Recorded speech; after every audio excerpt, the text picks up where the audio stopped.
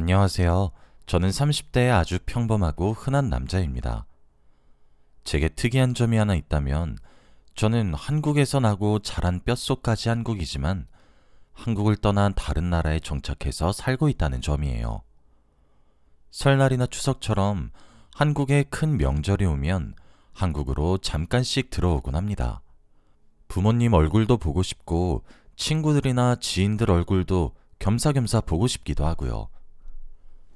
제가 이렇게 글을 써서 보내게 된 이유는 제가 한국을 떠나게 된 이야기를 한번 해보고 싶어서입니다. 이제껏 그 누구에게도 속 시원하게 말을 하지 못했었거든요. 솔직히 한국을 떠나게 된 이유도 제가 너무 큰 상처를 받아서 도망치듯 회피했기 때문이기도 하고요. 지금부터 그 이야기를 시작하겠습니다. 제가 다른 나라로 나가 살아야겠다고 마음먹은 시기가 바로 추석 즈음이었습니다. 사실 제게는 추석이 명절의 의미도 있지만 꽁꽁 감춰둔 상처를 헤집는 날처럼 느껴지기도 해요. 추석이 다가오기만 하면 생각나는 여자가 한 명 있기 때문이죠.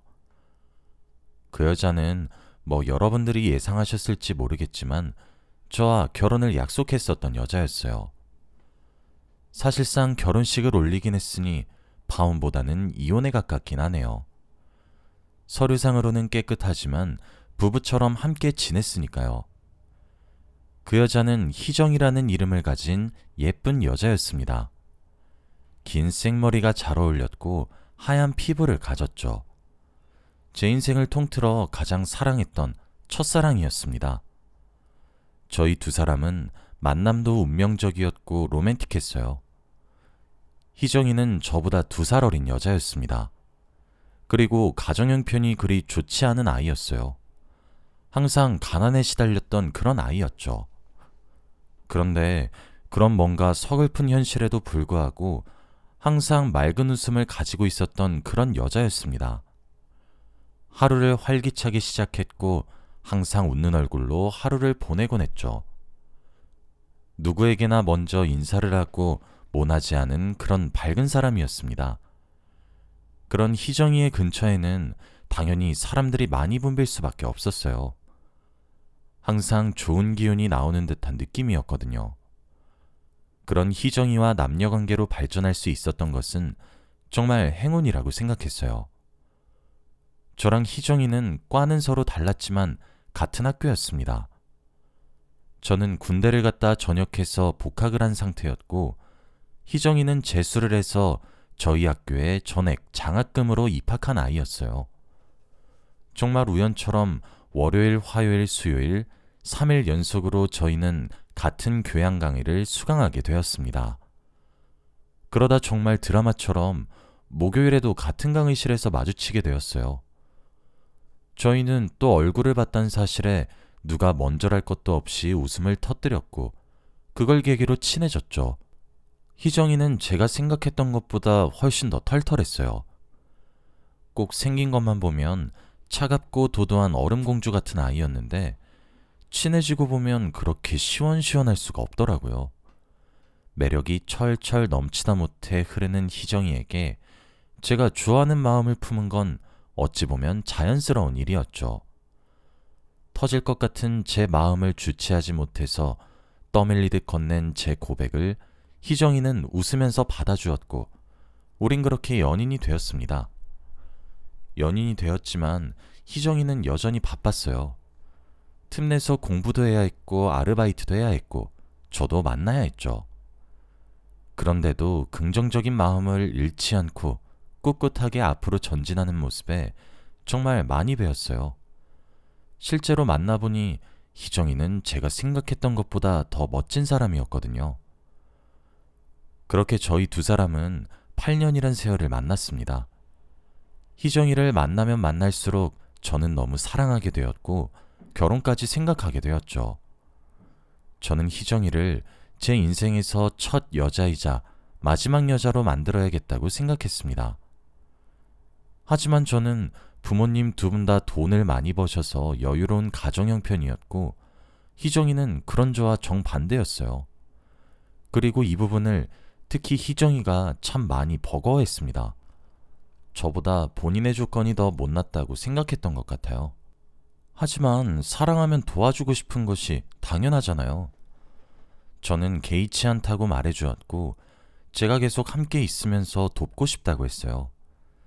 제가 가진 것을 전부 나눠서라도 희정이와 함께 미래를 꾸려나가고 싶더라고요. 그렇게 전 진심을 다해 프러포즈를 했고, 희정이는 감동의 눈물을 흘리며 받아주었습니다. 희정이네 집에서는 조금 과장해서 저를 정말 쌍수들고 반겨주셨죠. 그런데 저희 부모님이 희정이를 반대하고 나섰어요. 처음에 제게 이야기를 들었을 때는 부모님 두 분 다 희정이가 씩씩하다고, 요즘 보기 드문 사람이라며 돈은 있다가도 없고 없다가도 있는 것이니까 결혼을 진행하라고 말씀하셨는데, 막상 희정이 얼굴을 직접 보고는 조금 생각을 해보자고 하시더라고요.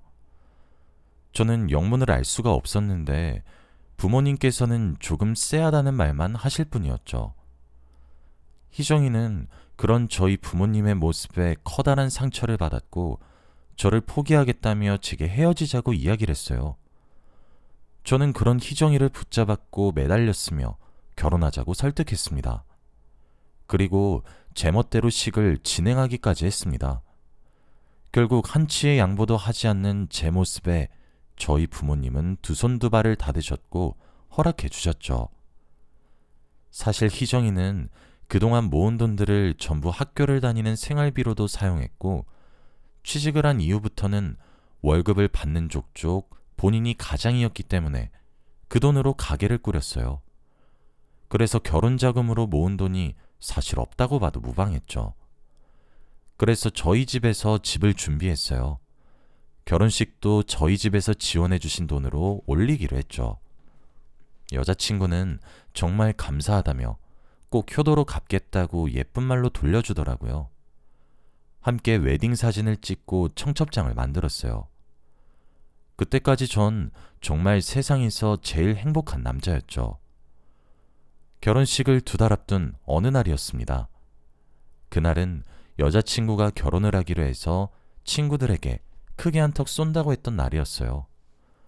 평소에도 워낙 자기 관리에 철저했던 사람이라 의심 없이 알겠다고 하고 잠들어 있었죠. 그런데 새벽 2시 정도가 되었을까? 전화벨이 울리더군요. 여보세요? 오빠, 나 가연인데 희정이가... 야, 너 오빠한테 전화했어? 미쳤냐? 당장 끊어. 제대로 발음도 하지 못할 정도로 이야기하는데 전화기 넘어서도 술 냄새가 나더라고요. 그리고 다급하게 전화를 끊게 만드는 주변의 왁자지껄한 목소리가 왠지 불안했어요. 무엇보다 희정이에 대한 이야기를 다른 사람들이 못하게 막는다는 사실이 뭐랄까 불안해졌죠. 가연이는 희정이와 친한 친구였거든요. 저는 어리둥절한 채로 멍하니 앉아있다가 가연이에게 다시 전화해볼 요량으로 휴대폰을 들었습니다. 그런데 진동소리와 함께 문자 메시지가 오더군요. 오빠, 오늘 가연이 처녀 파티 했어. 알고는 있었어? 진짜 오빠가 너무 아까워서 말해주는 거야. 내가 이렇게 말했던 사실은 비밀로 해줘. 땡땡동 아라비안 나이트야. 저는 가연이의 문자를 보자마자 바로 차에 시동을 걸고 집을 나섰습니다. 가연이가 말한 아라비안 나이트 근처에 차를 대고 있었어요. 새벽 2시가 넘은 시간에도 사람이 붐비더라고요. 안으로 들어가서 찾아야 하는 건지 망설이고 있었습니다. 제가 알던 희영이는 나이트의 니은자도 모르는 사람이었거든요.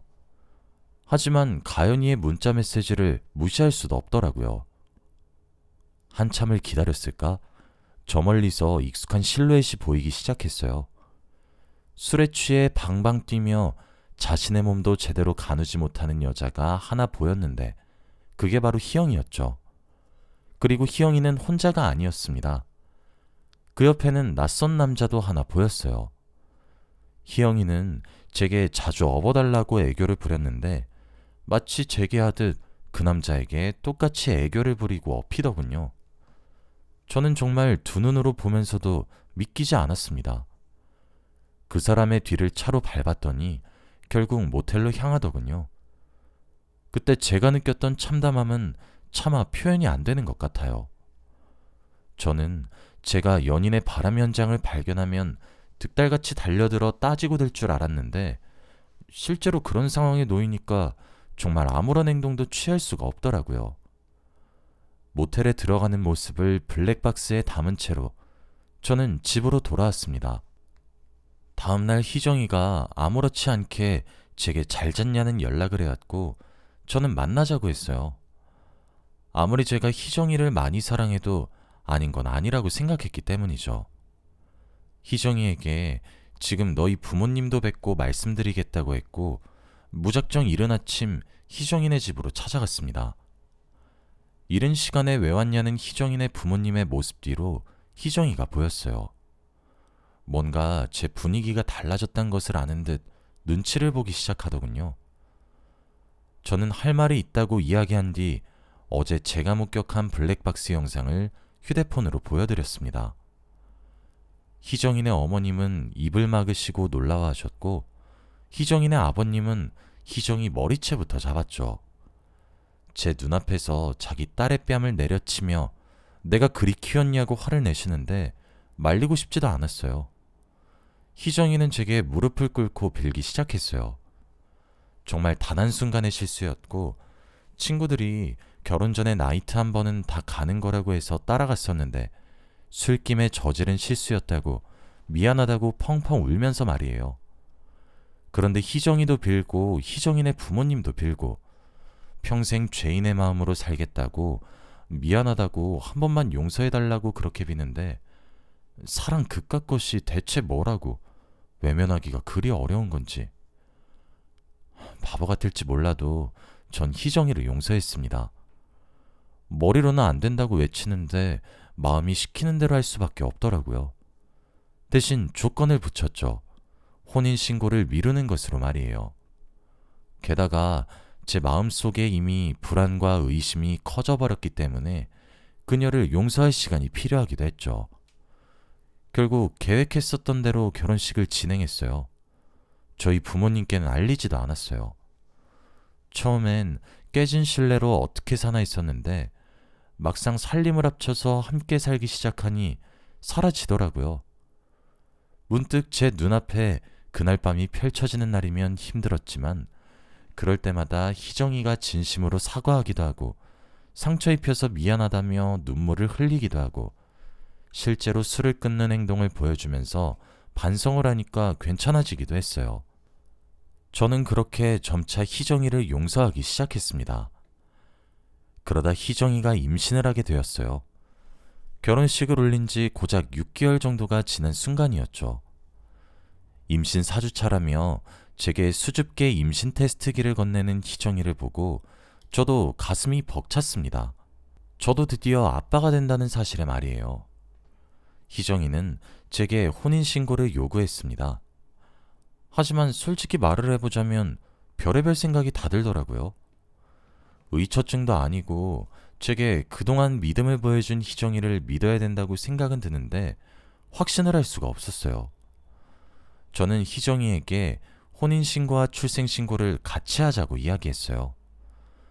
희정이는 그런 제 태도에 불만이 있는 듯 했지만 지은 죄가 있다 보니 별말 안 하더라고요. 그렇게 출산의 날이 다가왔습니다. 저는 아이의 탯줄을 직접 잘라주기 위해 분말실에서 아내 곁을 지켜주고 있었어요. 16시간의 진통 끝에 우렁찬 울음소리가 들렸고 아이가 태어났죠. 아내가 얼마나 대견스러웠는지 몰라요. 그런데 분만실의 공기가 조금 달라진 듯한 느낌이 들더라고요. 저는 아내에게 수고했다고 고생했다고 토닥이던 도중 제가 그 이상한 분위기를 눈치챌 정도였어요. 거기 있는 모든 의료진들이 당황한 것이 느껴졌습니다. 탯줄을 잘라야 한다는 말에 방금 태어난 아기를 내려다보았어요. 방금 태어나서 눈도 제대로 잘 뜨지 못하더라고요.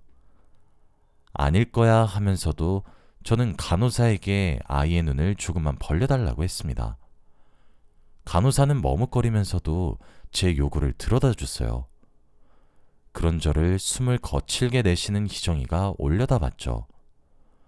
태어난 아이의 머리카락은 금색에 가까운 곱슬머리였고 눈동자의 색이 파란색이었습니다.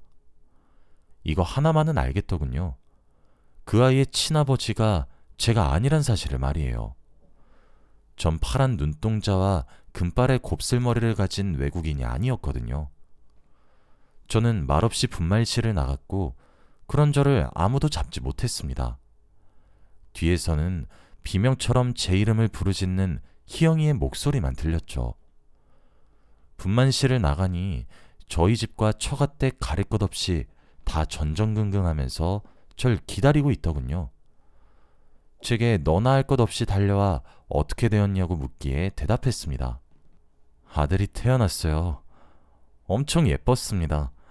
머리가 금색에 가까운 곱슬머리였고 눈동자가 파랗더라고요. 꼭 외국인들 혼혈처럼 말이에요. 아이 아빠가 정말 누군지 궁금하네요. 제 말에 그곳에 정막이 흘렀습니다. 저는 정말 배신감을 이루 말할 수가 없었어요. 제게 임신 4주차라고 배시시 웃던 그녀는 저와 결혼식을 올리고 난 이후에도 부정을 저질렀던 거였고 그게 저와 그녀의 아이라고 생각해 출산을 했던 거였어요. 심지어 저는 그런 그녀를 용서했는데 또 그와 같은 실수를 반복한 그녀를 용서할 수가 없었습니다. 사람이 너무 큰 충격을 받으면 오히려 차갑게 식기 시작하더군요.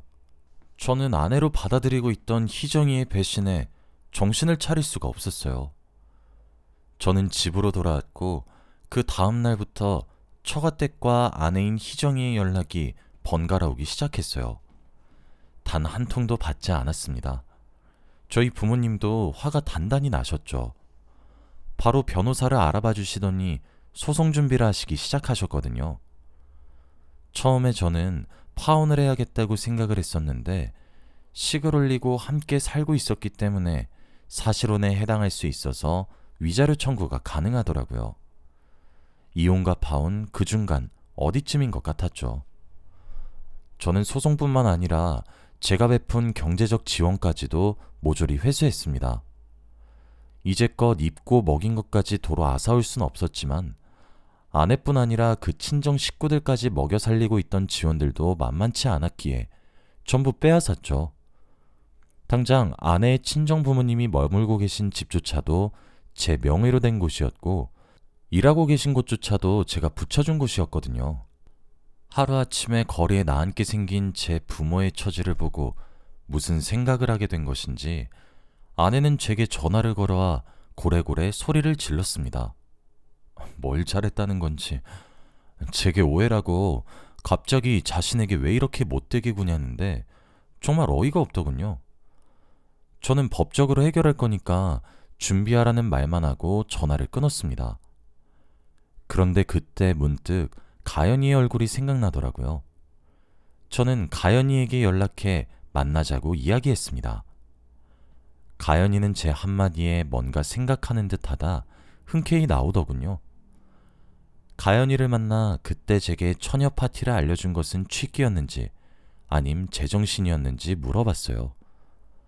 가연이의 대답은 취한 척 연기한 제정신이었다고 했고 그 뒤로 이야기를 시작했죠.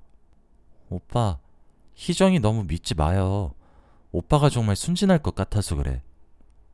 그래, 나도 그렇게 떳떳하게 살아왔다고 당당하게 말할 처지는 안 되는데 오빠가 너무 아까워서 그래요. 희정이 술집에서 일하기도 했었어. 오빠랑 결혼하고 난 뒤에도 매일 술집에서 술도 따르고 오빠는 오랜 세월 만나서 다 안다고 생각할지 몰라도 오빠가 생각하는 것보다 희정이 더 무섭고 독한 애야. 가연이의 말은 너무 충격적이었어요. 가연이는 제가 믿질 못하자 둘이서 같이 술집에서 일을 했던 시절 찍은 사진들과 동영상 등을 보여줬죠. 오빠, 희정이 오빠 돈 많은 거 정말 잘 알아. 그래서 오빠 만난 거라고. 정신 차려. 가연이는 제게 그렇게 불편한 진실을 알려주고 헤어졌습니다.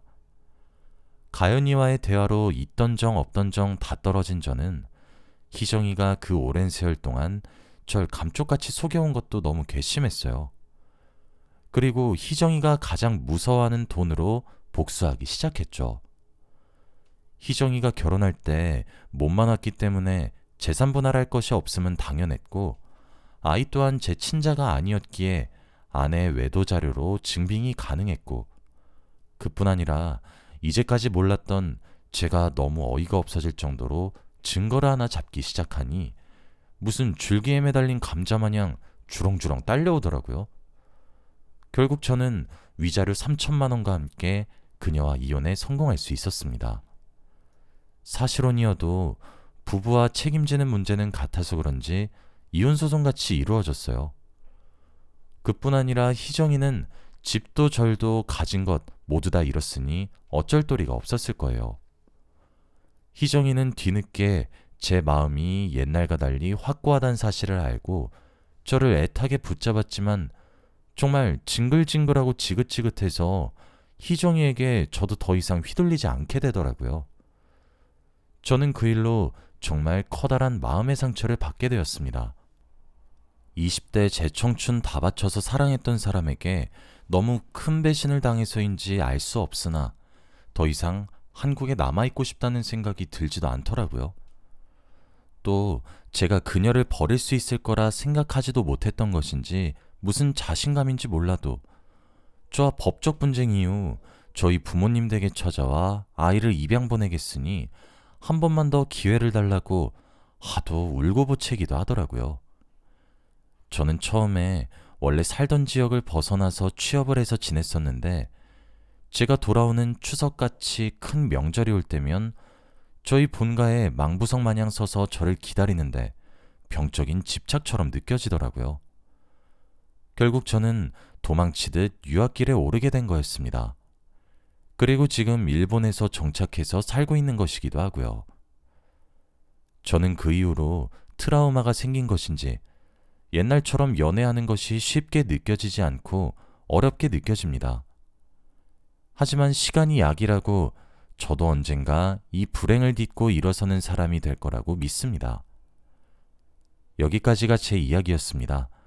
긴 이야기 들어주셔서 감사합니다. 행복하세요.